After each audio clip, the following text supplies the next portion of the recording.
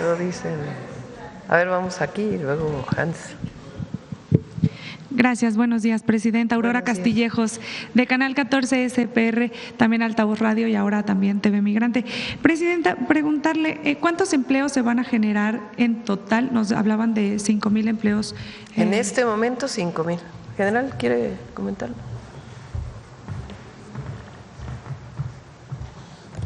Empleos que vamos a tener en base a la experiencia de construcción de vía férrea. En el México-Pachuca tendremos 22,000 empleos, directos. No tenemos a ciencia cierta una evidencia bibliográfica que nos diga cuántos son indirectos, pero la generalidad es el 2-1.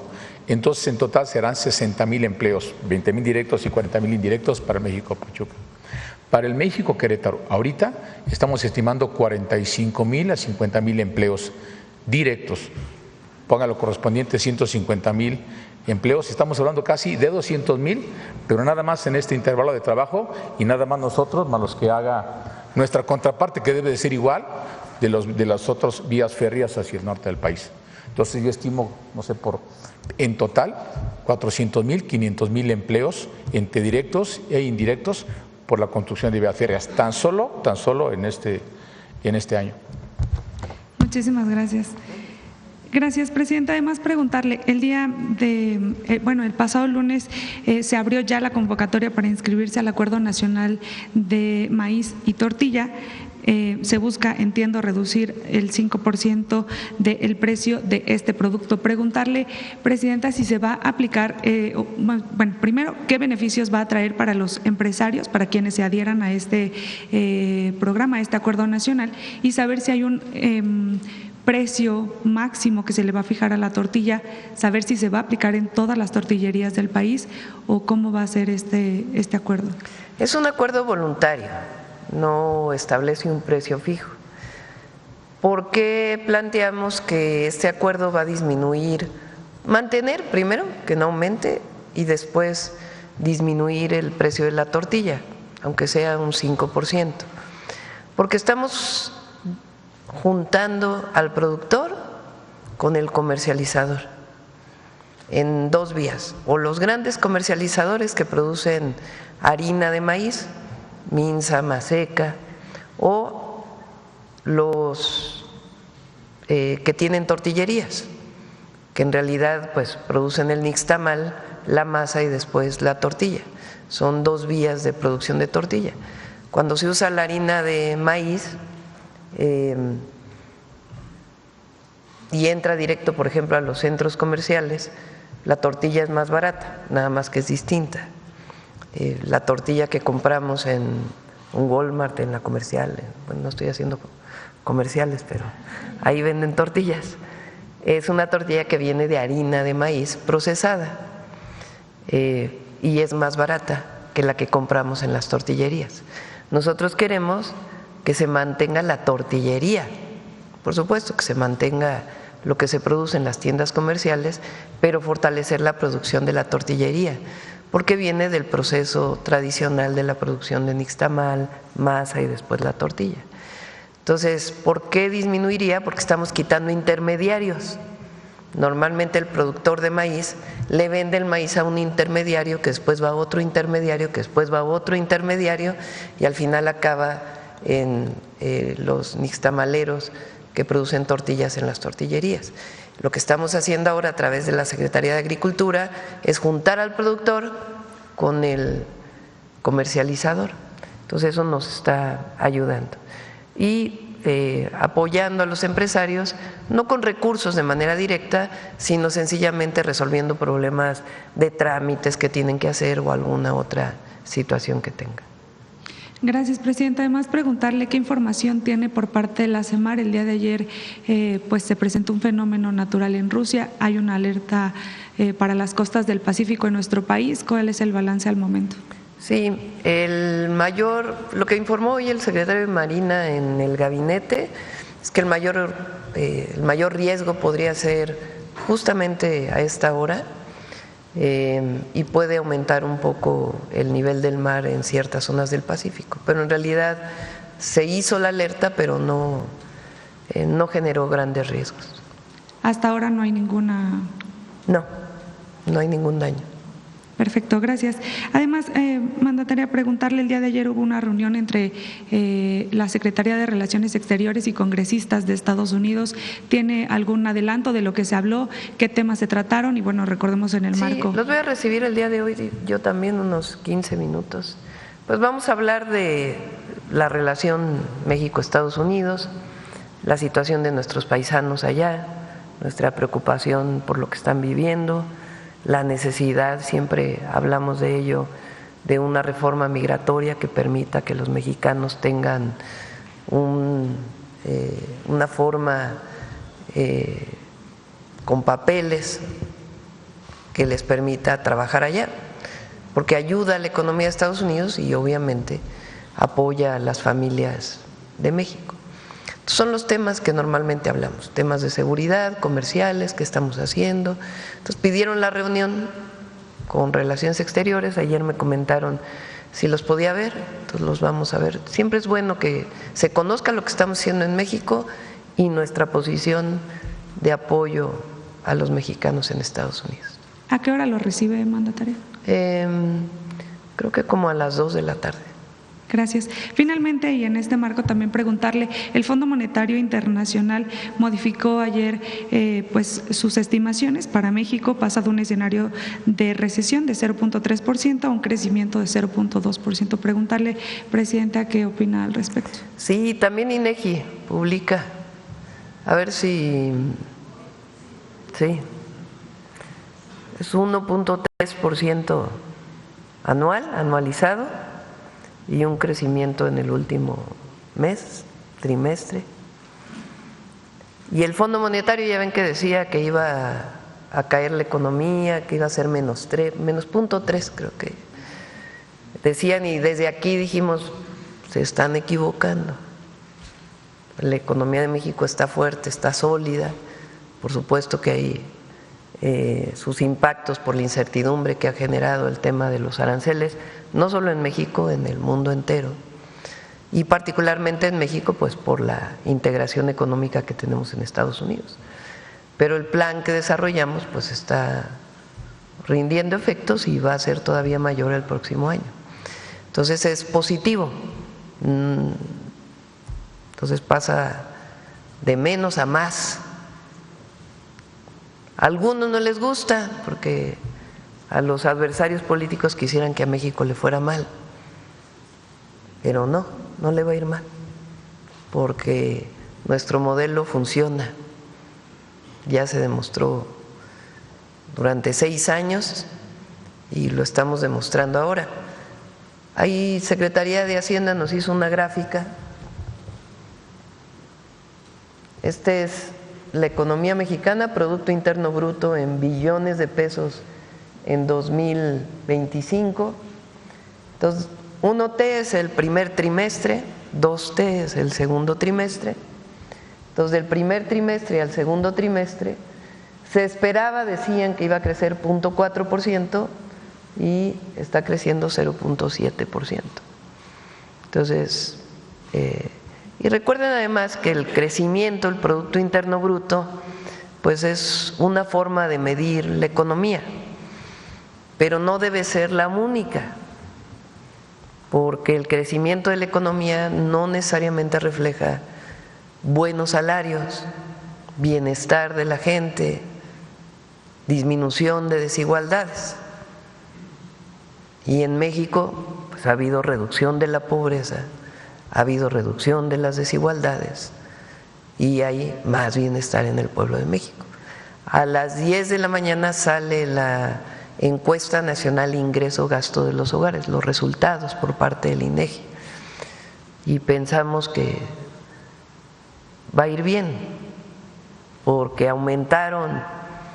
La última encuesta ingreso-gasto de los hogares fue en 2022 y ahí fue donde se hizo, basada en ella, la estimación de Coneval de que había bajado, o los resultados de Coneval más que estimación, que había bajado la pobreza en más de 5 millones de personas. Después Banco Mundial hizo una revisión y dijo fueron 11 millones de personas las que salieron de la pobreza en México, con el resultado del 2022. Ahora viene La encuesta es una encuesta que hace el INEGI desde hace muchos años, la hace cada 2 años, se llama Encuesta Nacional Ingreso-Gasto de los Hogares. Y preguntan en las casas, una encuesta muy detallada, cuánto ingreso tuvo, de dónde vino su ingreso, es de salario, es de apoyos familiares, es de programas de bienestar, cuánto gastó, en qué gastó. Los resultados los van a dar a conocer hoy a las 10 de la mañana y entiendo que después vendrá, porque ya lo hace el INEGI, la evaluación de la pobreza basada en esa encuesta, que será ya posterior. Entonces, vamos a ver qué resultados dan hoy. Y como aumentaron los salarios y aumentaron los montos de los programas de bienestar y el número de programas de bienestar, pues pensamos que el resultado va a ser bueno, pero vamos a esperar. Entonces, pero tomando en cuenta solo crecimiento económico, aún en las condiciones actuales de aranceles de Estados Unidos, de la incertidumbre que esto genera, hay crecimiento. Y el FMI, pues sí, tuvo que cambiar su estimación. Gracias, presidente. Sí. Buenos días, presidenta. Hans Salazar, de Noticiero en Redes. Pues preguntarle en torno a esto que se ha presentado sobre esta construcción de las redes ferroviarias, ¿qué es el trabajo más detallado? ¿Si ha costado más trabajo en algunas comunidades? Porque ya veamos que en el tema del Tren Maya, pues hablaba mucho con las comunidades, había asambleas, pedían mejoras en ciertas localidades, el tema del derecho de vía, la invasión de estos espacios federales. ¿Cómo, si pudieran platicarnos un poco más al respecto, si no ha habido ningún problema en esto y si también en las estaciones, en ciertas estaciones, también se prevé la propia conexión, ya sea para lo local o para interurbano, conexiones con autobuses, donde obviamente pues ya para ir a lugares más específicos, pues que el tren sí acerca, pero pues ya hacia ya puntos más adentrados, digámoslo así, de ciertos estados, pudiera estar conectado. Esto sí está contemplado. Y también, por último, en el tema de los trenes, si en estas redes, precisamente para compensar ya los gastos cuando ya venga el funcionamiento, se está previendo el tren de carga. Con las comunidades se dialoga, porque el objetivo del tren o de los trenes, estos trenes al norte, igual que en el caso del Tren Maya o el interoceánico, pues es que tenga beneficio a las comunidades durante la construcción y posteriormente. No solamente es una vía de transporte, una vía que comunica de un lugar a otro del país de manera segura, rápida y de calidad. Entonces, no solamente es ello el beneficio de la movilidad que dan los trenes a las personas, sino también pues los beneficios económicos para las ciudades, las pequeñas comunidades que van alrededor del tren. Y durante la construcción pues se dialoga permanentemente para poder adquirir el derecho de vía.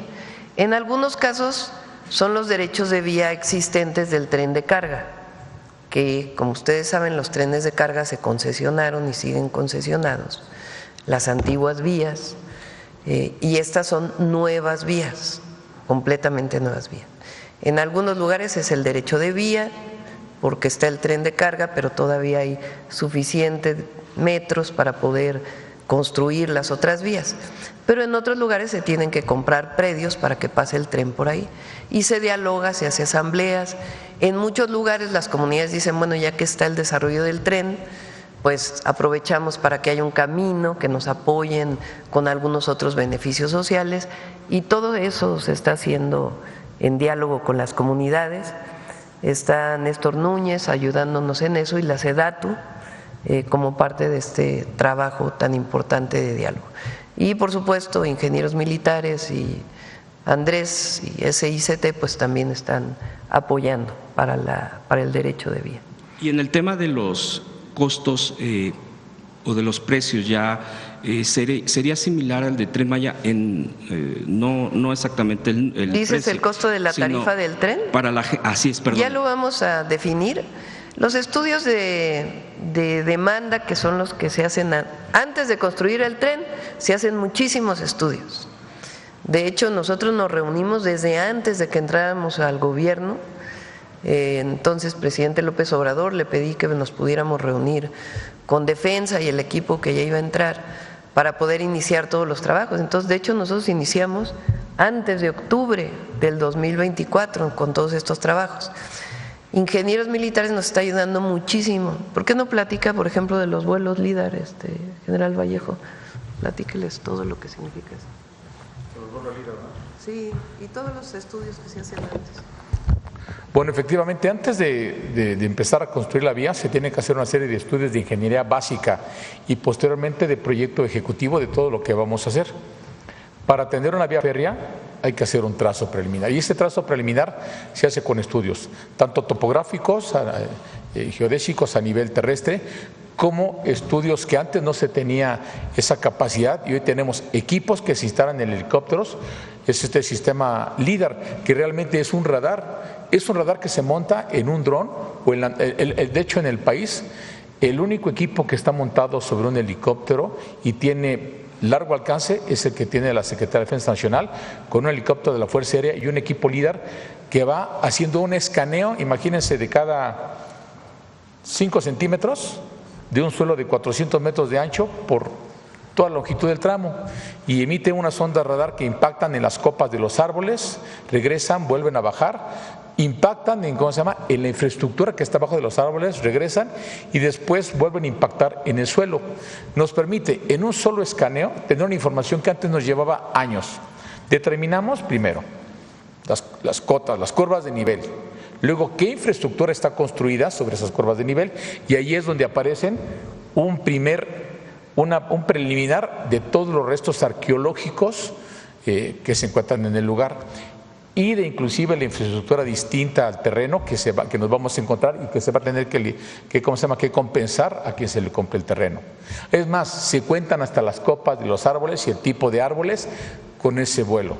Y con esa información regresamos a los respiradores para hacer el trazo.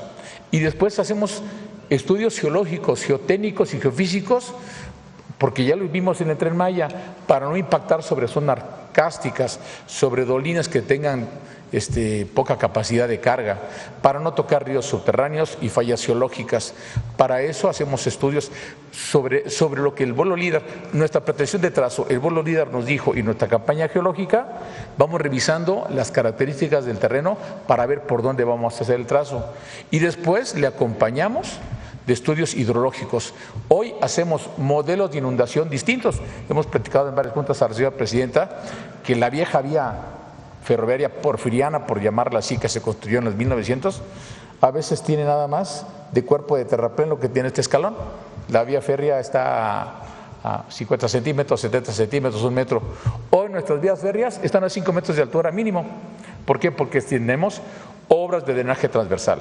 Y estas obras de drenaje transversal se hacen con modelos de simulación en el Tren Maya de 1000 años de lluvias extraordinarias. Y hoy las estamos haciendo en esta parte del país con 500 años. Es decir, que vengan lluvias extraordinarias con periodos de retorno hasta 500 años que inunden.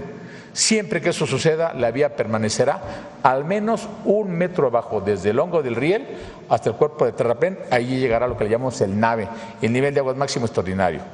Y también ahora dejamos muchísimos cruces de fauna, cruces peatonales. A veces tenemos, estos mismos estudios nos dicen, levanta la vía. ¿Por qué levantaste tanto la vía? Pues porque tienes que incrustar un cruce peatonal, un cruce ganadero, cruces para animales y las obras de drenaje transversal. Todos esos estudios los hacemos hoy con una capacidad que tenemos de ingeniería. Por eso lo que estamos haciendo, y hay que repetirlo y dejarlo muy claro, estamos haciendo obra de calidad mundial. Tenemos los mejores equipos. Hoy tenemos una experiencia de construcción de vía férrea de muchos kilómetros. No cualquier país construye más de 1.500 kilómetros de vía férrea en zonas tan complicadas como fue el sureste del país. Tenemos los mejores equipos, tenemos ingeniería, tanto las empresas constructoras como el cuerpo de ingenieros. Hoy tenemos equipos de tendido de vía que antes no había en el país. Compramos los insumos estratégicos de mejor calidad. Hoy México sí produce los durmientes. Ojalá produciéramos los rieles. Hemos invitado a la industria acerera que fabrique los rieles que necesitamos para no tengamos que hacer compras en el extranjero. Los elementos de fijación, las bajosuelas, todo lo que requiere la vía férrea es de la mejor calidad. Y estos estudios que hemos hablado, los estudios RAMS, ese es un proceso, una buena práctica internacional para ir construyendo la vía desde el proyecto, la construcción y la operación con las mejores prácticas profesionales de seguridad y eficiencia. Entonces, evidentemente, cuando ya tenemos esa información, nuestros compañeros, nosotros le llamamos la punta de lanza le llamamos la cobertura social, el paraguas social. Nuestros compañeros de la Secretaría de Infraestructura, de la Agencia Reguladora, de SEDATU, de Bienestar, del INDAVIN, pues son los que van a negociar con los propietarios de los terrenos, pues para saber exactamente hasta dónde y para que decirle, lo que tenemos es que sabemos que tu terreno ya se inunda o no se inunda, o tiene estos bienes distintos a la tierra, o tienes tantos árboles, o tienes esta calidad de material. Hoy todo eso lo podemos determinar en base a estos estudios de ingeniería básica que les hemos mencionado aquí, que son tan importantes, pues para que no gaste. El Estado mexicano no se puede el lujo de gastar dinero innecesario en comprar un terreno donde le aparezcan 40 vestigios arqueológicos, o comprar un trazo donde vamos a construir vía y lo paguemos y resulta que tenemos fallas geológicas importantes. Eso lo logramos hoy con los estudios que nos han instruido, que debemos realizar y que estamos dotados con los equipos para hacerlo. Eso es realmente lo que está sucediendo. Tengan la confianza de que lo que estamos haciendo, lo estamos haciendo como con cualquier país que se apega a las mejores prácticas internacionales. Es cuanto, presidente. Gracias. Presidenta, y además están los estudios de demanda. Perdón, platicas, Andrés. Con su permiso, Presidenta. Sí, iniciamos, como decía la Presidenta, lo antes posible los estudios de demanda de los primeros 4 tramos. Los estudios de demanda son muy importantes porque nos dicen cuántas personas se quieren potencialmente mover, de dónde a dónde. Y son necesarios sobre todo para 2 cosas. El dimensionamiento de la flota. ¿Cuántos trenes vamos a necesitar para mover esas personas? Es precisamente con esos estudios de demanda que les decía yo lo de la configuración de los trenes, que llegamos a la conclusión de que necesitamos unos trenes más largos y unos más cortos. ¿En qué horario se mueve la gente? Es distinto el horario, por ejemplo, Pachuca, Ciudad de México, sabemos que la relación es cotidiana, es personas que estudian y trabajan, que van a venir diario a la ciudad o viceversa. En contraste, Ciudad de México, Querétaro, no necesariamente es una relación tan intensa. Sí hay gente que hace el viaje diario, pero evidentemente es más gente la que hace ese viaje diario a Pachuca. Podemos imaginar que los días de la semana, y bueno, así salen los estudios, ya no solo lo tenemos que imaginar, los días de la semana también es distinto. Es distinto venir de Pachuca en lunes, por lo que les decía que es diario de trabajo, que en viernes o sábado de Querétaro. Entonces, eso nos permite dimensionar la flota, nos permite dimensionar las estaciones. Como ustedes saben, tenemos paraderos, estaciones intermedias y estaciones grandes. Hay poblaciones que van a tener un paradero porque es importante que tengan la conectividad. No quiere decir que sea necesario que el tren pare diario o pare en todos los servicios. Y entonces también lo que nos permiten los estudios de demanda es hacer el diseño operativo. Es qué recorridos vas a tener. Les enseñaba yo ahorita parte de los estudios que ya tenemos y unas propuestas preliminares del diseño operativo. Podemos todos o queremos hacer ya y ver el viaje Ciudad de México-Querétaro, pero para la gente, si no lo ves desde la Ciudad de México, no lo ves solo desde Querétaro, para la gente de Celaya y de San Juan del Río, pues el viaje tal vez más importante es Celaya-San Juan del Río, cruzando por el centro de Querétaro. Entonces eso es lo que nos permite hacer los estudios de demanda y lo que estamos licitando a partir del día de hoy son los estudios de demanda con esas características en donde se usan registros administrativos. ¿Cuántas personas hoy hacen esos viajes en autobús? Por ejemplo, ¿cuántos los hacen en avión? ¿Cuántos los hacen en coche? Y adicionalmente se hacen levantamientos de encuestas. Si usted tuviera la alternativa de un tren que hiciera el recorrido en este tiempo, ¿preferiría usar el autobús o usar el tren? Entonces eso nos permite ir dimensionando cuántas personas se requieren. Y también parte del equipo de la agencia tiene experiencia justamente en sistemas de transporte público. En la localización de estaciones y en el diseño de las estaciones tenemos un componente, digamos, en términos de diseño, que es la integración urbana e integración con transporte público. Entonces está considerado, y hay variación, hay ciudades y zonas donde tenemos que considerar que muchas personas pueden llegar a la estación, por ejemplo, en coche. Pero también hay otras donde es muy evidente que la conexión sustantiva es con transporte público. Por darles un ejemplo, en el servicio a Pachuca tenemos una estación que es en Telles, que es también donde está la terminal del Tuzobús. Entonces, si estamos teniendo una estación terminal en Pachuca lo más cerca del centro posible, pero también una en Telles que te conecta al inicio del recorrido del Tuzobús, que a muchísima gente le va a dar el servicio, no hasta el centro, pero en toda la zona metropolitana de Pachuca. Pero tendría capacidad, por ejemplo, en esto, Buenavista, para toda esta conexión, porque sería la conexión de la Ciudad de México para los estados. Ahí ¿cómo se podría hacer? En el caso de Buenavista, para la propia estación, estamos considerando en el proyecto una ampliación de andenes para justamente dar todo el servicio, y también estamos revisando la conectividad que da la propia ciudad para mejorar esa conectividad. Conforme se vayan consolidando los servicios y creciendo la red, también se hará la evaluación de qué se requiere adicionalmente. ¿Y los trenes se harían en México? ¿Perdón? Los trenes que se necesiten, ¿se harían en México? ¿Se promovería que se construyeran en México? Sí, está considerado que tengan integración nacional los trenes en su fabricación. Gracias. Sí. Presidenta, aprovechando también de comunicaciones, transportes, infraestructura, hay una parte, y creo que aquí se había comentado, sin embargo lo quiero exponer en el marco de precisamente lo que viene el próximo año del Mundial, el tema de las carreteras, de los caminos, en los puntos concretamente, porque también muchos visitantes probablemente también busquen, aprovechen para conocer un poco más nuestro país, dependiendo también sus tiempos y otras cosas. Hay una forma de conectar el Valle de México en la parte oriente con el AIFA, que es el circuito exterior mexiquense, y luego conecta con una parte que estaba checando que se denomina ya periférico, el periférico oriente, y que es donde está tremendamente, ya tiene muchos años, con no baches, está realmente terrible el espacio y cada vez se deteriora más, pues por las lluvias, por todo eso. Conectar este aeropuerto, el AIFA, en vehículo hacia el Valle de México, zona oriente, es muy complicado de ese lado cuando lo manda uno el GPS. Preguntar, ahí se tiene ya contemplado, porque, bueno, entiendo que también el Estado de México, porque está entre el Estado de México y la Ciudad de México, ese tramo, es lo que yo entiendo. ¿Ahí habría algún tipo de coinversión del gobierno federal? ¿Se contempla algo ahí, Presidenta? Bueno, son dos, ¿no? Una, justo platicábamos hoy. Viene la segunda etapa del bachetón. Recuerden que hicimos la primera etapa del bachetón, de tapar baches, repavimentar en las carreteras más afectadas.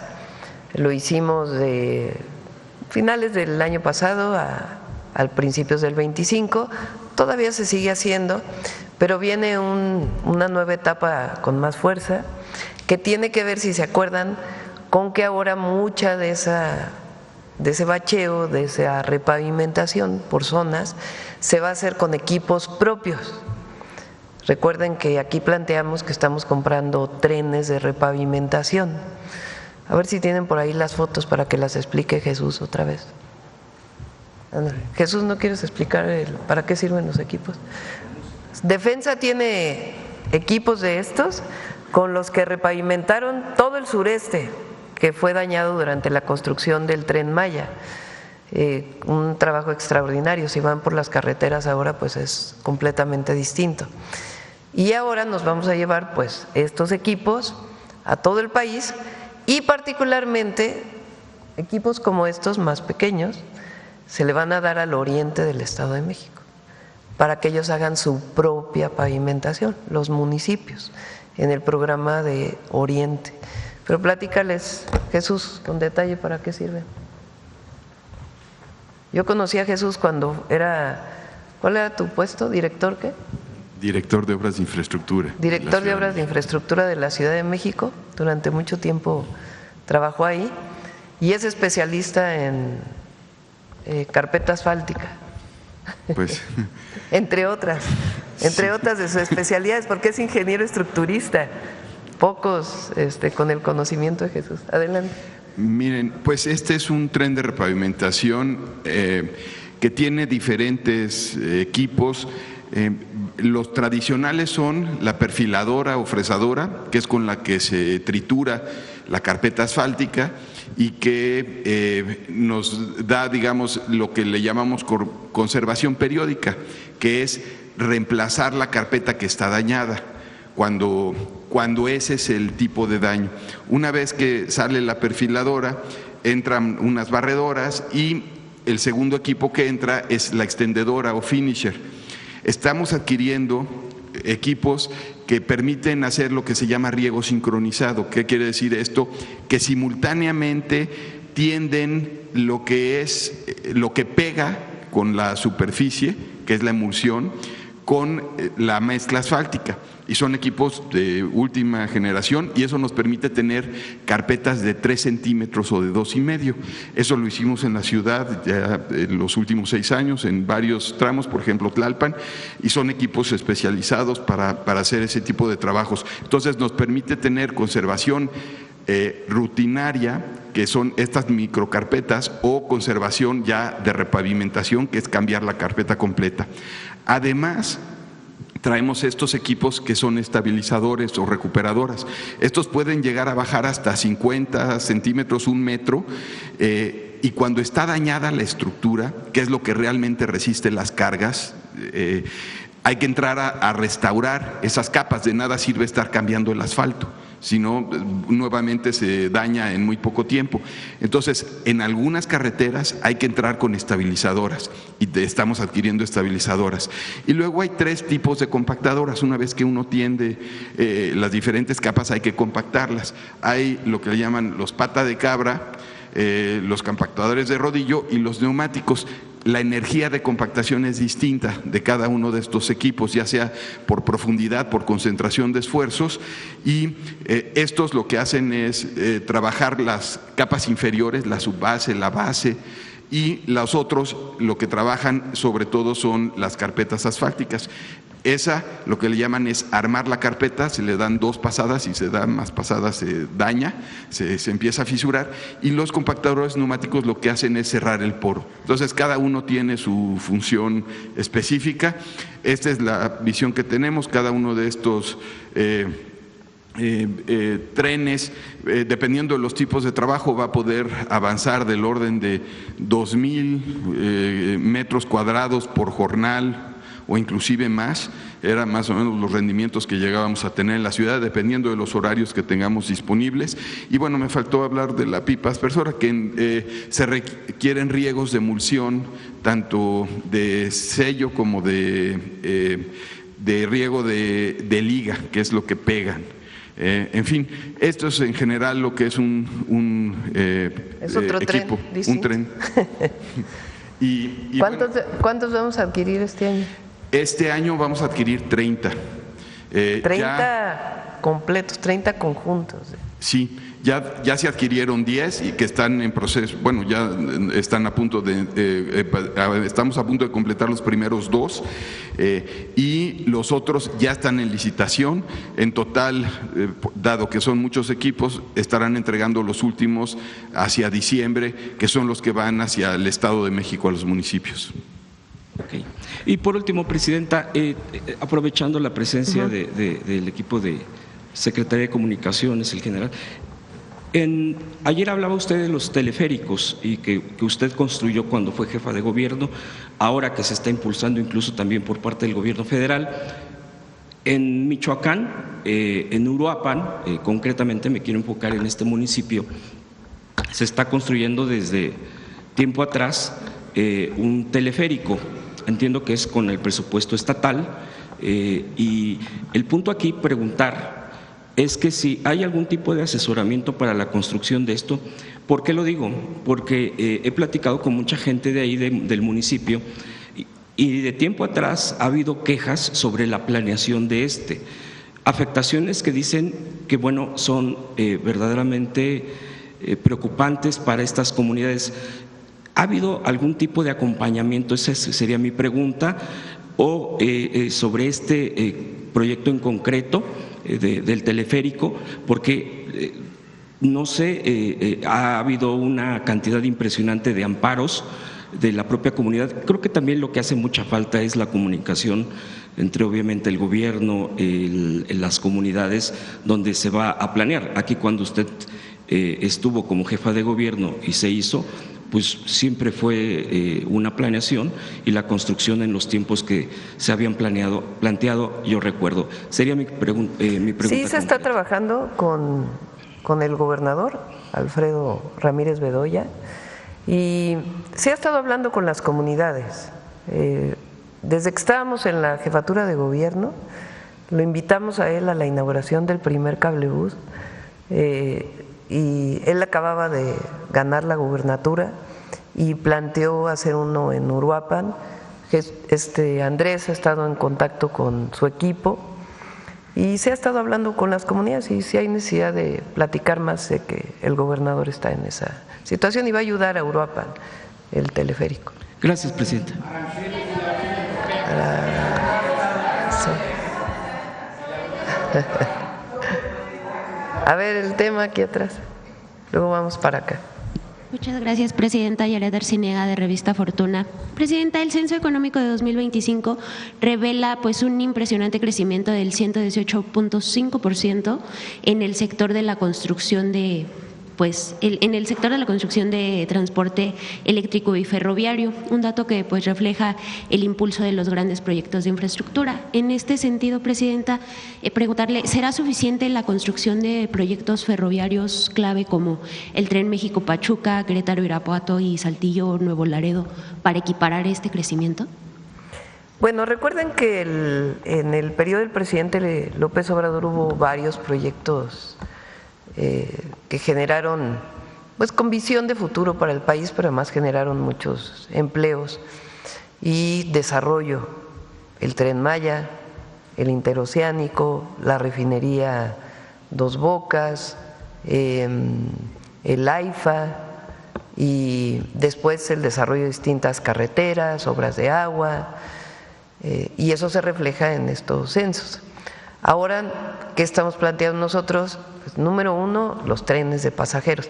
Por cierto, que preguntaba si va a ser tren de carga. En este caso no, en este caso solamente es tren de pasajeros, porque va a la vía del tren de carga que ya existe. Entonces es solamente para trenes de pasajeros. Entonces tenemos los trenes de pasajeros, México-Nuevo Laredo, México-Nogales, se está haciendo el tren de carga del Tren Maya, el Interoceánico se está terminando. Entonces, una gran obra estratégica de desarrollo para el país pues son los trenes de pasajeros, y el tren de carga en el Tren Maya y el Interoceánico y todos sus polos de bienestar y los puertos vinculados. Segundo, los puertos, que ya presentamos aquí, que es una inversión muy importante pública y también privada. Tercero, carreteras. Este año estamos invirtiendo 35,000, son 35,000, ¿verdad? Millones de pesos. 35,000 millones de pesos, tanto en repavimentación y mejora de las carreteras como en nuevas carreteras o ampliación de carreteras. En agua estamos invirtiendo otros 35,000 millones de pesos. Entonces son las obras más importantes. Además, los 26,000 megawatts de generación eléctrica por parte de Comisión Federal de Electricidad. Entonces son obras muy importantes. Y por otro lado, las viviendas, más de 1 millón de viviendas durante el sexenio, que inician ya con el impulso al empleo y que en unos meses se va a ver potenciado todavía mucho más. Muchas gracias, presidenta. En este sentido, también preguntarle qué mecanismos se contemplan para equilibrar la participación del Ejército con la inclusión del sector privado, especialmente en el pues de las pequeñas y medianas constructoras, a fin de garantizar pues un desarrollo más amplio, transparente y competitivo del sector. Bueno, no tiene que ver con la participación de ingenieros militares y la defensa. Incluso ellos pues contratan trabajadores y también pequeñas empresas si es necesario para el desarrollo. Entonces hay una cadena en la construcción. Y en este caso, una parte la construye ingenieros militares y otra parte la van a construir empresas privadas que ganen las licitaciones. Muchas gracias, Presidenta. Por otra parte, Presidenta, las empresas que participan en el sector petroquímico, como Braskem y pues CITSA, piden a las constructoras que todos sus equipos sean pues modelos recientes y que estén certificados. Muchas constructoras en el sur del país pues apenas tienen para sobrevivir con equipos viejos y que pues no están certificados. Presidenta, en este sentido, ¿no debería la banca observar estos casos para acelerar pues la actividad del sector? Y también preguntarle en este sentido, ¿no podría ANAFIN también apoyar al sector de la construcción, que históricamente pues ha sido importante en la generación de empleos formales?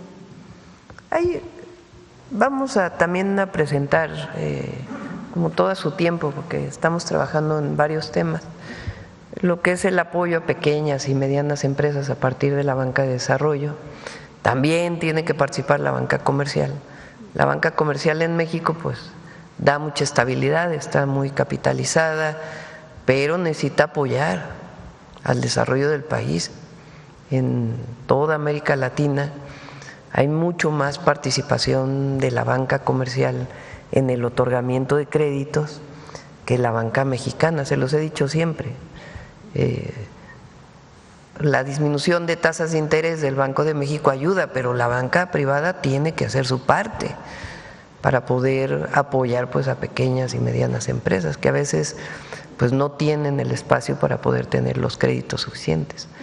Entonces se firmó un acuerdo en la última asociación bancaria y esperamos pues que avance todavía más. Muchas gracias, Presidenta. Ya por último, de acuerdo con los censos económicos en México, el crecimiento de manufactura pasó de 27.9% dentro de las actividades económicas de 2008 a 34.3% en 2025, lo que revela pues que cada día hay más empresas pequeñas y medianas participando en este sector, que detonaría con el Plan México. Sin embargo, también revela que en nuestro país pues en este periodo se instalaron más de 39 salones y clínicas de belleza, muy cerca del crecimiento de las tiendas de abarrotes. Presidenta, preguntarle, ¿podría el Plan México impulsar a que más mexicanos participen en el sector manufacturero y menos en el sector de comercio y servicios básicos? Pues no es una por la otra, ¿no? O sea, no es sustituir comercio y servicios por manufactura. Pero impulsaría el objetivo pues es que crezca la manufactura y para eso es el Plan México con la sustitución de importaciones y que sigan creciendo los servicios. No está mal que una economía se sustente también en el crecimiento de los servicios.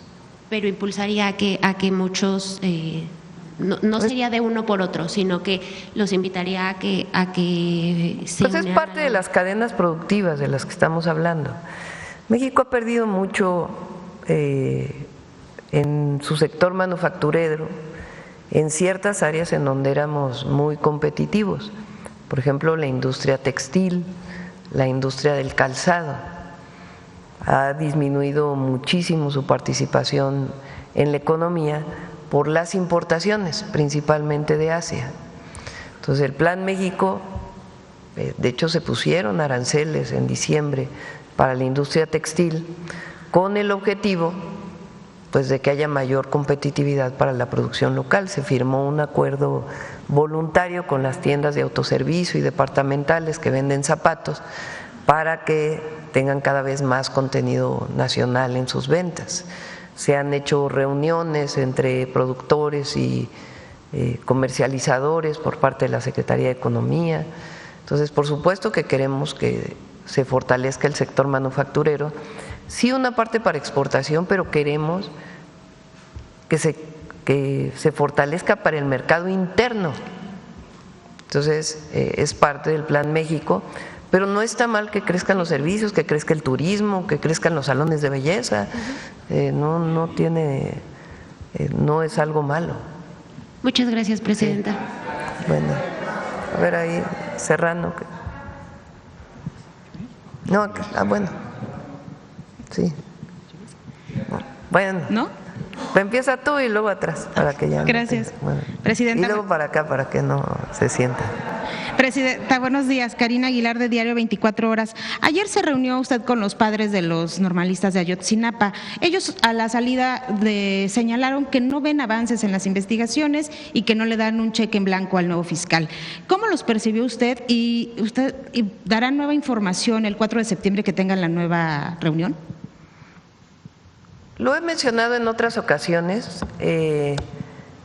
Estamos trabajando con nuevos, bueno, la Fiscalía y está apoyando el Gabinete de Seguridad, particularmente el Sistema Nacional de Inteligencia e Investigación, que hoy le llamamos así porque ya está en la ley, en nuevas herramientas de investigación, nuevos métodos. Que yo, por lo que se ha ido avanzando, que han tenido la oportunidad de presentarme, otra parte pues no me la presentan por razones del propio proceso, pienso que van a dar nuevas vías para encontrar a los jóvenes y conocer toda la verdad. Hay veces que el propio proceso judicial pues no permite dar toda la información. Y entiendo pues la situación de los padres y madres que pues a cumplirse casi 11 años de que ocurrió esta trágica situación en Iguala con los estudiantes de Ayotzinapa, pues busquen siempre dónde están sus hijos y además respuestas. Entonces, por supuesto que entendemos su dolor y su situación. Y espero que el 4 de septiembre ya esta parte de la investigación que se está haciendo, que ya lleva varios meses, pues pueda darles mayor visión de hacia dónde van estas investigaciones. Una vez que el proceso lo permita, pues ya se dará conocimiento público de lo que se está trabajando. También preguntarle, ¿a usted le informaron por qué renunció antes de que concluyera su encargo Teresa Guadalupe Reyes a la Comisión Nacional de Búsqueda? Ella decidió dejar este espacio. Tere Lupe pues es una mujer extraordinaria, de mucha sensibilidad, mucha convicción, honesta, y ella tomó la decisión pues de que su ciclo en la comisión había terminado, nos va a seguir ayudando en otras áreas y pues está definiendo quién es el mejor perfil para poderlo presentar. Creo que pasa por el Senado, la comisión de búsqueda. Así es. Gracias, Presidenta. También preguntarle, hoy en Diario 24 Horas tenemos publicado que en 2019 el exgobernador de Tabasco, Adán Augusto López, designó a José del Carmen Castillo como comisionado de la policía en esa entidad, pero este sujeto, José del Carmen Castillo, fue identificado también como un cabecilla de las células del cártel Jalisco Nueva Generación, de acuerdo con un informe de inteligencia del CERCI Sureste. ¿Usted tiene información de que también se investiga a este otro personaje? Las José investigaciones que hace la Fiscalía. No necesariamente la presidenta conoce toda la profundidad de las investigaciones que hace la Fiscalía, porque para eso es autónoma. Entonces, pues ya la Fiscalía podría informar pues, los avances de la investigación y si llevan a otras personas. También preguntarles, se está atendiendo de forma integral el oriente del Estado de México, pero ¿qué está pasando con las vialidades del Valle de México, el otro lado del Estado, por ejemplo, Tlalnepantla, Tizapán, Cuautitlán Izcalli? Sabemos que la principal autopista o carretera de carga hacia el norte del país es la México-Querétaro. Sin embargo, del tramo de Estado de México que va de Toreo hasta Tepoztlán, la carpeta asfáltica está prácticamente deshecha, genera accidentes, ponchaduras de llantas.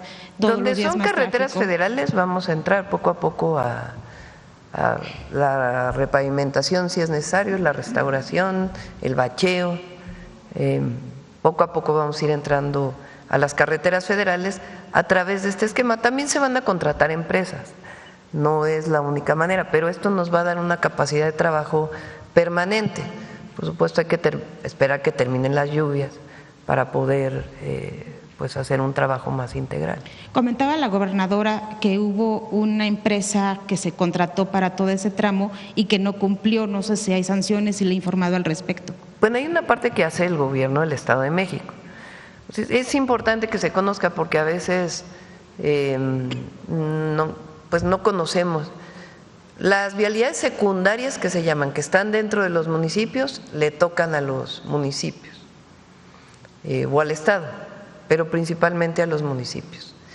Las vialidades estatales le tocan al Estado. Estados grandes tienen, tanto en población como en superficie, pues tienen carreteras estatales, muchas, y a ellos les corresponde el mantenimiento de esas carreteras. Al gobierno federal le corresponden las carreteras federales. Por supuesto que siempre ayudamos, no es que pues te toca a ti, porque a veces los municipios no tienen suficientes recursos. Entonces no sé si en este caso, pues me imagino que se refiere a una vialidad estatal en la que intervino el Estado de México. Gracias, presidente. Sí. Ahora sí atrás.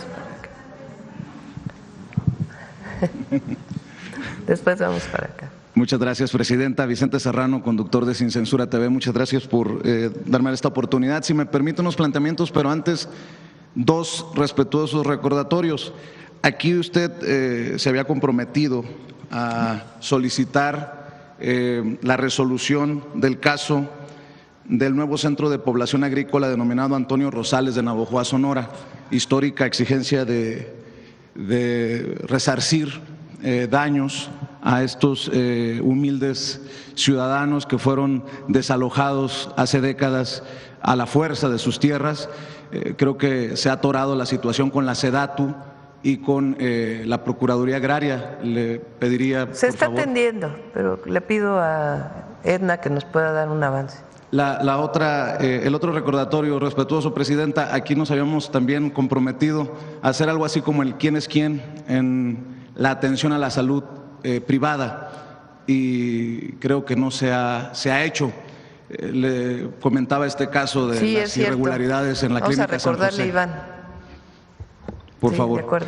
Bueno, ahora sí, presidenta, tengo la idea, la percepción que el informe que le llega a usted de Estados Unidos sobre los consulados y la situación de los migrantes no es necesariamente lo que está ocurriendo. Y si me permitiera aportar para ver si podemos mejorar la situación en los consulados, voy a regresar al caso del paletero de Culver City que fue arrestado sin historial criminal, Ambrosio Lozano Grande. Su familia denunció un maltrato en el Consulado General de México en Los Ángeles. Ya tenemos identificada a la funcionaria como Reina Guerrero del Departamento de Protección, que no atendió con el amor que usted le ha pedido a los funcionarios de los consulados, a estos paisanos que, por cierto, fueron llevados al consulado por los miembros de la coalición Juntos Hacemos Historia, son simpatizantes de Morena en la comunidad. En lugar de ponerse a trabajar, pues ahora hay comunicaciones internas de la cónsul adscrita que señalan que hay que ponerle atención a estos casos, tal vez por lo mediático, y que tengan cuidado porque Vicente Serrano ya está asesorando a esta familia. Me parece absurdo que estén más preocupados en no salir en la mañanera que en ofrecer los servicios que merecen nuestros paisanos. Y me llama mucho la atención que el cónsul general de México en Los Ángeles, Carlos González Gutiérrez, siga defendiendo esto que a todas luces ha sido denunciado por la gente. ¿Qué le dicen el canciller, los cónsules de este trato o de estas quejas, presidenta, para que no queden en la impunidad? Que también hay un balance de acciones disciplinarias contra quienes no están cumpliendo lo que usted dice, lo que usted les está ordenando, les está instruyendo, porque el caso de este paletero es alucinante. Fue transferido de Los Ángeles a El Paso, Texas, ahora está en Albuquerque, Nuevo México, lo que habla de una perversión de estas formas de hacer las cosas en esta cacería de inmigrantes en Estados Unidos. Y lo más alucinante es que en el consulado de Nuevo México, el cónsul Iván Villanueva les dijo que no los podían ayudar con la fianza ni con la situación legal, con la representación legal, que va contrario a todo lo que usted ha dicho aquí, que los recursos están y que si más se necesita, más se va a enviar. ¿Por qué pareciera que hay diferentes versiones de lo que está ocurriendo, Presidenta? ¿Y qué piensa de esto que le estoy mencionando? Porque después de que yo tuve conocimiento por parte de la sobrina de este paisano paletero, pues resulta que sí aparecieron los fondos y sí le van a ayudar. Y pues no podemos estar a lo que aparezca en la mañanera del pueblo para que actúen las autoridades consulares. ¿Qué piensa, Presidenta, sin el afán de dejar en mal a alguien, pero pues primero los paisanos, ¿no? Yo recibo diario y en particular cada semana, cada mes, o sea, diario hay un reporte de cuántos mexicanos conocemos a través de los consulados que están detenidos por distintos motivos, y cada mes recibo una revisión del trabajo de los consulados. Por supuesto vamos a revisar este caso como otros casos. Están por llegar los nuevos cónsules a sus nuevos lugares y todos los cónsules están a revisión permanente el trabajo que realizan y vamos a seguir trabajando. Por ejemplo, Rutilio Escandón, que hoy está de cónsul en Miami, lleva ya 3 días que ha entrado a este nuevo centro de detención, el Alligator, ¿cómo se llama? Alcatraz.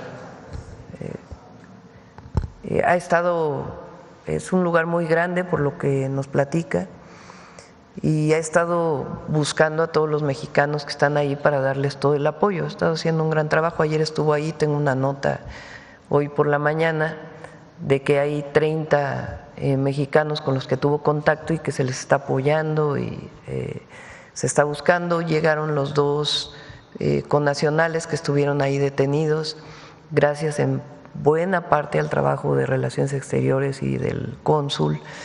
Entonces hay cónsules muy buenos y hay cónsules pues que tienen que revisar su trabajo. Entonces vamos a revisar el tema de Los Ángeles. ¿Pero hay algún buzón de quejas o de qué sirve la denuncia, Presidenta, si pareciera que no hay acciones disciplinarias contra estos funcionarios que no actúan con el amor que usted les ha pedido para atender a nuestros paisanos? A ver, las sanciones disciplinarias tienen que ver con la revisión, o sea, no son subjetivas, no pueden ser subjetivas. Tienen que ver con una revisión de la Secretaría Anticorrupción. Hay un protocolo para sancionar a un servidor público. Entonces, en este caso, por ejemplo, puede entrar la Secretaría Anticorrupción, porque finalmente los consulados también están a revisión de la Secretaría Anticorrupción y de Buen Gobierno. Entonces, no es que les llame por teléfono a la presidenta y les diga, a ver, a este señor sanciónenmelo, o a esta señora o a esta persona, sino que hay un protocolo para sancionar a un funcionario público.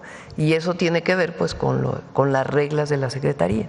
Entonces, podemos pedirle a la Secretaría Anticorrupción que en este caso revise la actuación de los funcionarios públicos. Porque pareciera, en el caso de Los Ángeles, por lo importante que resulta por la comunidad mexicana allá, que hay algo extraño, ¿no? Yo solicité una entrevista con el cónsul, me dijeron del consulado que desde Cancillería habían negado el permiso para la entrevista porque no somos un medio local. Pero veo que el cónsul ya le dio una entrevista a New Yorker, donde hizo un perfil de su trabajo. Estuvo en Atlanta para una convención de Naleo. Pues no necesariamente va de la mano con lo que se me dijo, Presidenta, pero creo que usted tiene que saberlo. Y en estas diferentes versiones me preocupa, ya que mencionaba el caso del consulado de Miami, lo que escribió Roberto Velasco, que ha sido hay que reconocerlo, un gran brazo y promotor de la defensa de los mexicanos en este tiempo de cacería, escribió hace 5 días: el equipo de protección consular del Consulado de México en Miami visitó ayer el centro de detención Alcatraz de los Caimanes en Everglades y entrevistó a los mexicanos detenidos. Informan que al momento de la visita no se detectaron situaciones de hacinamiento o incomunicación. Pues, caray, Presidenta, ¿alguien tiene la realidad distorsionada? No me refiero a Roberto, sino a los que dieron el reporte, que no hay hacinamiento en el Alcatraz de los Caimanes, cuando por todos lados, no solamente en redes, sino en los medios estadounidenses, hay denuncias del enjaulamiento de hasta 30 personas con 3 sanitarios y tienen que hacer de sus necesidades frente a todos. Eso, a ver, el cónsul de México en Miami quiero decir que es el primer cónsul que dejan entrar a este lugar, de cualquier nacionalidad, porque él estuvo insistiendo que tenía que entrar para poder apoyar a cualquier mexicano que se encontrara en cualquier centro de detención, pero en particular en este, por las condiciones que todos vimos o que hemos visto en las imágenes. Entonces yo creo que lo importante aquí a destacar es el trabajo que se está haciendo por parte del consulado para poder apoyar a todos nuestros hermanos que están en esta circunstancia. Se envió una nota migratoria por el canciller, y donde también Roberto ha estado trabajando de manera extraordinaria, exigiendo que a los mexicanos que pudieran entrar a este centro de detención, que los repatriaran de inmediato, que no tenían por qué entrar a estos centros de detención. Que en el marco de las propias leyes de Estados Unidos lo que buscamos es que lleguen de inmediato a nuestro país y que no sean detenidos de esta forma. Entonces se ha estado trabajando muy bien por parte de la Cancillería. Puede haber casos, y no, porque evidentemente duele mucho el trato que le dan a nuestros connacionales allá, particularmente con estas redadas, y siempre vamos a estar para apoyarlos. Y si hay un servidor público que no está haciendo su trabajo adecuadamente, pues tiene que llamársele la atención y que tenga pues toda la apertura para poder apoyar a nuestros hermanos. Esa es la decisión del Gobierno de México y así tienen que actuar los cónsules. Y hasta ahora ha cambiado muchas cosas desde que llegamos: agilización de los trámites, las citas, el tema de los ¿cómo se llaman? Los enseres que tienen con los que regresan, el menaje de casa, en fin, han cambiado. Y por supuesto hay que seguir reforzando el trabajo de los consulados en Estados Unidos, particularmente en estos momentos. Le pregunto, entonces, ¿con qué versión nos quedaríamos? ¿De no hay hacinamiento o sí hay hacinamiento? Porque la versión que también tenemos algunos es que hay enjaulados, hasta 30 inmigrantes por jaula. Le podemos pedir al cónsul que estuvo de manera presencial ahí que pueda enviar un informe mucho más detallado de en qué condiciones encontró a nuestros connacionales. Pero para quienes nos escuchan es importante el trabajo que hace él y muchos cónsules y la Cancillería, que está buscando siempre el apoyo de los mexicanos en el exterior. En este sentido, 2 cosas, Presidenta. Nosotros, en un recorrido que hicimos por Huntington Park, en algún momento, cerca de Los Ángeles, una zona comercial boyante, importante, hoy con mucha preocupación y con miedo por las redadas, nos encontramos con lugares, comercios que siguen anunciando la venta de citas en los consulados. Entiendo que no pueden estar en todos lados los funcionarios del consulado y pues lo que podamos aportar nosotros desde los medios de comunicación independientes lo hacemos. Pero ¿se ha pensado en la posibilidad de demandar, de entablar acción legal contra estos comercios por estas prácticas que a todas luces van en contra de los intereses de los paisanos? Los consulados tienen reglas de qué tanto pueden intervenir en la política o en el desarrollo de actividad. Lo que pueden hacer es denunciar instituciones de Estados Unidos de esta situación que se está desarrollando. Porque son de comercios de estos que usan los paisanos para enviar las remesas. Pues lo que nos corresponde es la información. Información en la mañanera y por otros medios, y los consulados también, para que los paisanos sepan que no tienen que usar ningún intermediario para poder pedir una cita. En el consulado, que ha mejorado muchísimo el otorgamiento de citas, y también en el caso de las remesas, pues que está la tarjeta Finabien para que puedan enviar sus remesas de manera electrónica y gracias a ello no tener que pagar el 1% de impuestos si lo hacen en efectivo. Para cerrar, Presidenta, muchas gracias por el tiempo que nos ha brindado a Sin Censura. Va a recibir a estos legisladores estadounidenses y habla de una reforma migratoria, que será uno de los temas que la ocupará con ellos.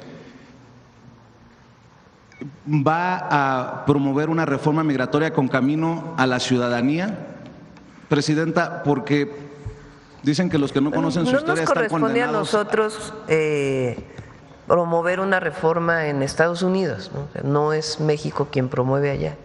Lo que nosotros hablamos con los congresistas, con el propio gobierno de Estados Unidos, defendiendo los derechos de los mexicanos, muchos de ellos que no tienen documentos, que viven allá, pero que aportan mucho a la economía de allá. Recientemente hubo congresistas de los dos partidos, republicano y demócrata, que hicieron una propuesta para que se reconociera el trabajo de los latinos, no solamente de mexicanos, que viven en Estados Unidos con visas de trabajo, por ejemplo.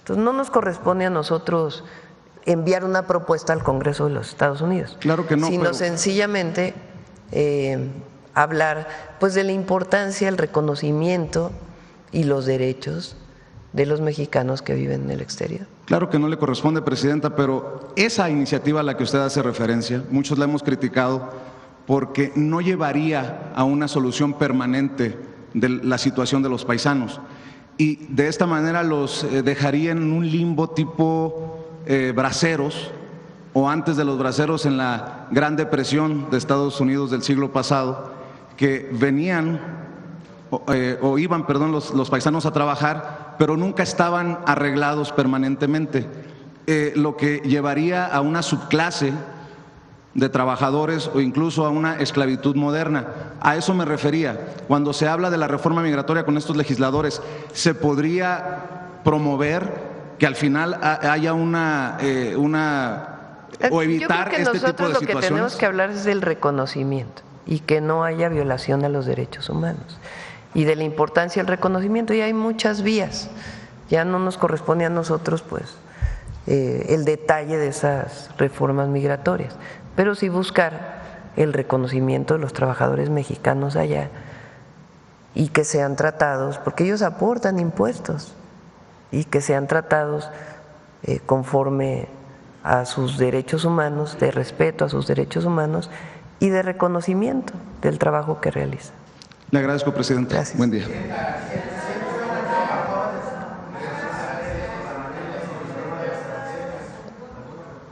Ya pronto vamos a poder informar sobre, a ver acá, porque te prometí que va a venir acá.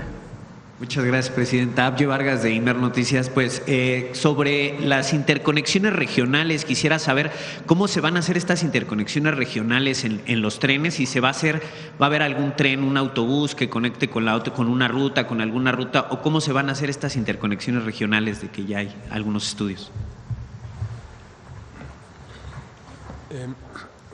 Con su permiso, Presidenta, una parte tiene que ver con la localización de las estaciones. Entonces, por ejemplo, en algunos lugares, precisamente ya sabemos que un lugar interno en una ciudad de destino es donde está la central de autobuses. Entonces, es muy razonable que la localización de la estación de trenes esté a una distancia muy corta de la central de autobuses. Esa es una consideración, por ejemplo, que estamos haciendo en la ciudad de Irapuato. Incluso es una terminal de autobuses foráneos, pero que a toda la región, poblados más pequeños que no están sobre el trazo ferroviario, les va a ofrecer una conexión. En otros casos tenemos gobiernos estatales que tienen, o ciudades un poquito más grandes, que tienen suficiente capacidad para ellos mismos atender la conexión que se requiere. El caso de Monterrey. Hemos estado en comunicación con la Secretaría de Movilidad del Estado y con el Metro de Monterrey, porque ellos, la localización de la estación es relevante en términos de su red de autobuses y también la conexión que ofrece con el propio Metro de Monterrey.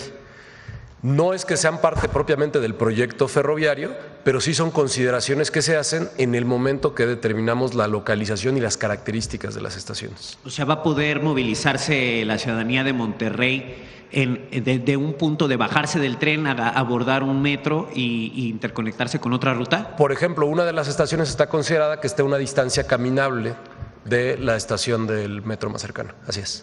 Muchas gracias. Sí. Por otro lado, Presidenta… Si no se desarrolla, es como el caso del Tren Maya. Por ejemplo, en Campeche pues se hizo ahora el tren ligero que permite llegar hasta la ciudad de Campeche desde la estación del Tren Maya. En muchas otras estaciones, como explicó aquí el general Águila en su momento, hay autobuses del propio Tren Maya que ya sea que los lleven a zonas turísticas o que estén vinculados con llevarlos a una ciudad. Evidentemente una estación de tren pues tiene que estar interconectada. Perfecto. Por otro tema, Presidenta, acaba de mencionar sobre lo de las tarjetas Finavien a una semana de que ya se empezaron a distribuir. ¿Cuál sería el número que han ya solicitado los connacionales que ya tienen esta tarjeta? Casi se duplicó. Creo que son como 50,000 casi que en una semana. 50,000 en una semana, que ya se están utilizando. Que las pidieron, que las solicitaron por correo. Ok, y este método de transferencias creo que es único en cuestión de las tarjetas Bienestar. ¿Se ha planeado, se ha pensado que también se implementen otras tarjetas para que, por ejemplo, los adultos mayores que reciben sus tarjetas puedan hacer algún pago de servicio a través de estas? Es solamente Finavien. El Banco de Bienestar son dos instituciones distintas. El Banco de Bienestar, donde se reciben todos los programas de bienestar, y por otro lado Finavien. Tienen comunicación entre ellos y todavía va a haber más incorporación, pero son distintas.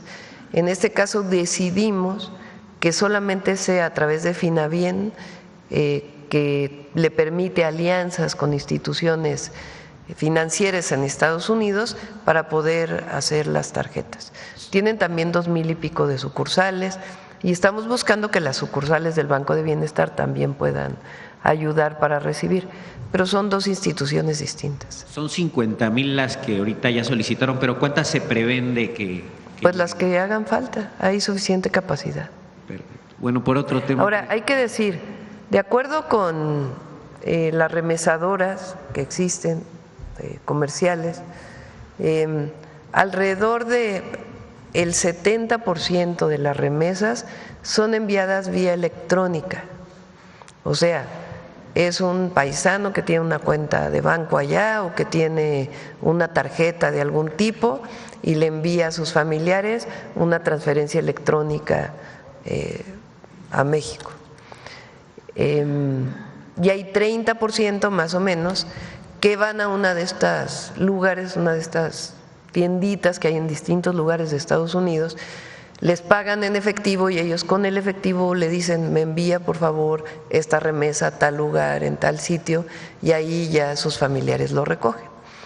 Entonces a ese 30% nosotros les estamos dando la opción de que de una manera más accesible pueda hacerlo de manera electrónica a través de la tarjeta Finavien.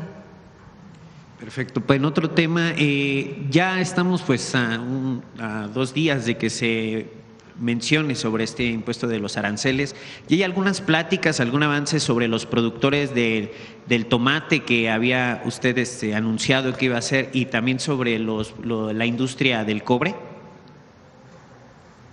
Vamos a esperar para poder informar. Bueno, ya por último, sobre este 80% que sale que de los detenidos que están presos en Estados Unidos por narcotráfico, que son estadounidenses, ¿esto se ha abordado en algunas pláticas con autoridades de Estados Unidos, este número que es bastante relevante? Lo que hemos mencionado siempre en las reuniones de seguridad, y lo hace el canciller, el secretario de Seguridad, Roberto Velasco, que también participa pues en esta tarea de la coordinación, la colaboración y los acuerdos de cooperación a los que llegamos en materia de seguridad, siempre planteamos nosotros que a nosotros nos toca hacer nuestra parte en México, pero a Estados Unidos le toca hacer su parte en Estados Unidos. Ayer creo que detuvieron a 2 personas en Estados Unidos de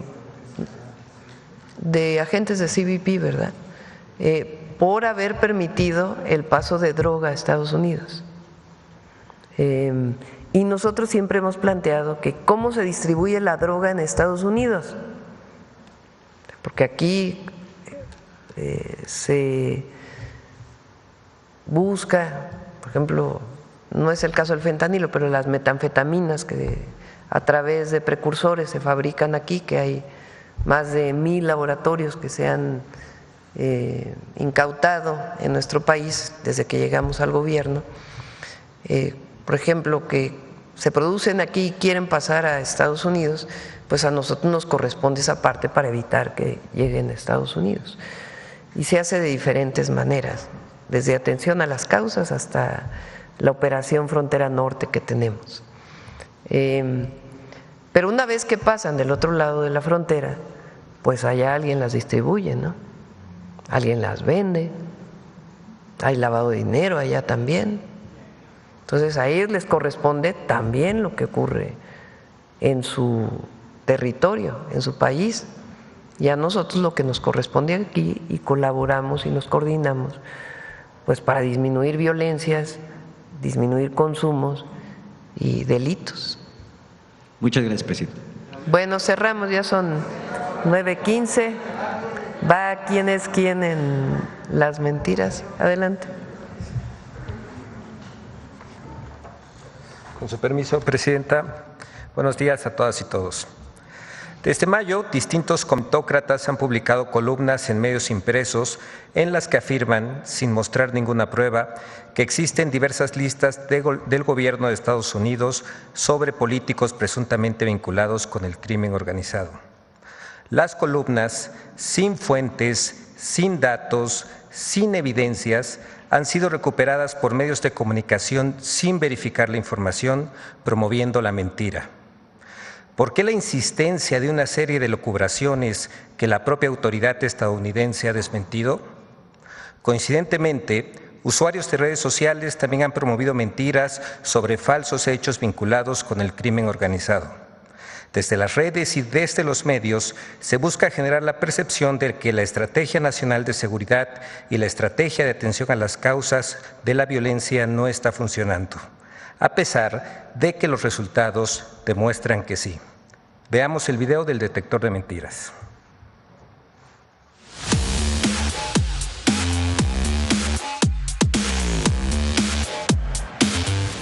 Falso desabasto de vacunas, el reciclaje de la supuesta lista de políticos mexicanos vinculados al crimen organizado y falsas caravanas de camionetas de presuntos narcotraficantes son algunas de las noticias falsas que el detector de mentiras localizó esta semana.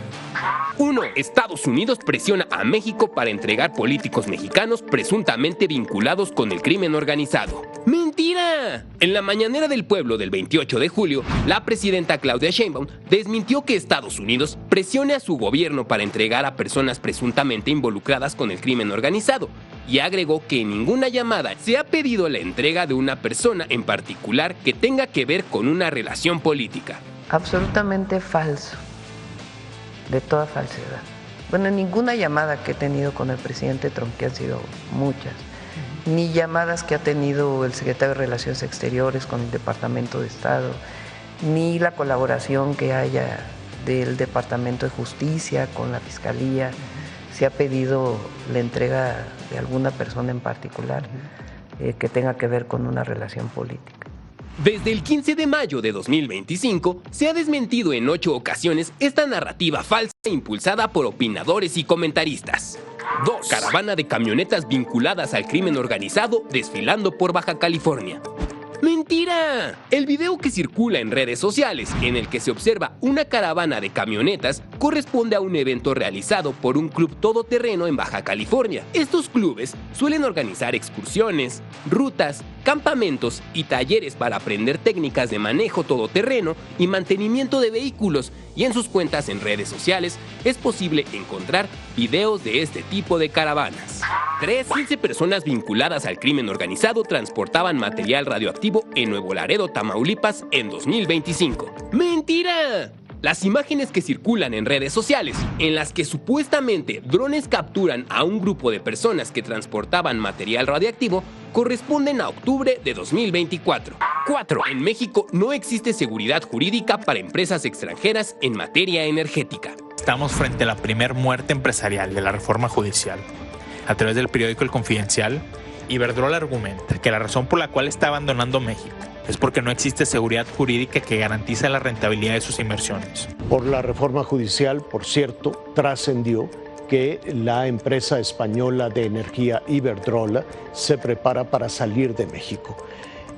Se reveló, trascendió que el argumento es la falta de seguridad jurídica y fiscal. ¡Mentira! México tiene un marco legal sólido que incluye la Estrategia Nacional del Sector Eléctrico, que establece que se mantendrá la participación privada con un porcentaje de hasta el 46% en materia de generación eléctrica. Además, la Ley de la Industria Eléctrica considera como uno de sus objetivos promover la inversión nacional y extranjera para que se realicen actividades de permanencia en México directamente en la industria eléctrica, o bien en la fabricación de bienes o prestaciones de servicios realizados con esta industria, así como promover la asociación entre empresas mexicanas y extranjeras para llevar a cabo las actividades en la industria eléctrica.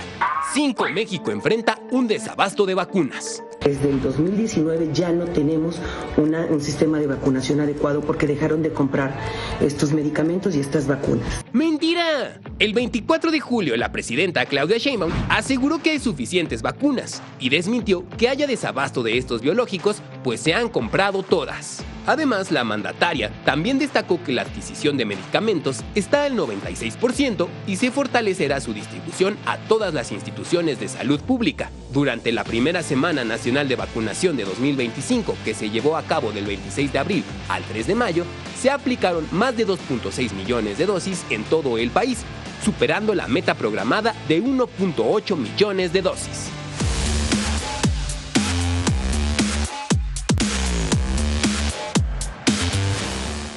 Muchas gracias, presidenta. Buen día.